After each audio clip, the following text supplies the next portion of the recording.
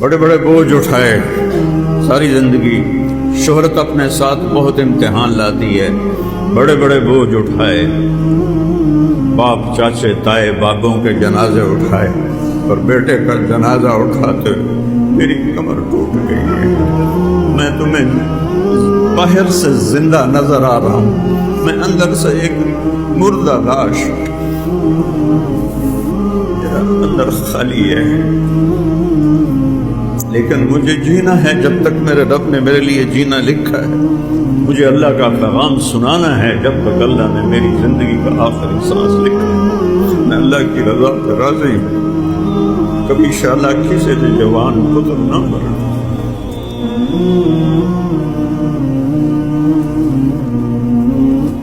بجائے اس کے کہ میرے غم میں شریک ہوتے، کہ چھوٹے چھوٹے مفتیوں نے فتوے دینے شروع کر دے، وہ شرم کرو، وہ شرم کرو۔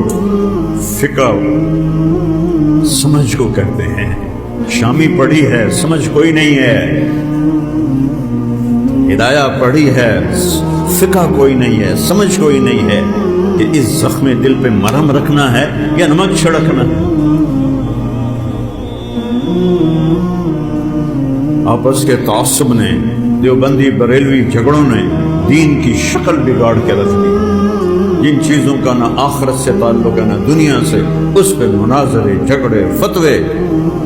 یہاں ہمارے بچے دہریے ہو رہے ہیں، ملحد ہو رہے ہیں، اسلام چھوڑ رہے ہیں، لڑکے لڑکے آپس میں شادیاں کر رہے ہیں، لڑکیاں آپس میں شادیاں کر رہی ہیں، اور یہ نماز جنازہ کے بعد دعا کیوں کروائی اور ختم قرآن کیوں کروایا، قرآن خوانی کیوں کروائی؟ وہ پورے پاکستان میں قرآن خوانی کرنا، قرآن مل کے بیٹھ کے پڑھنا منع ہو گیا۔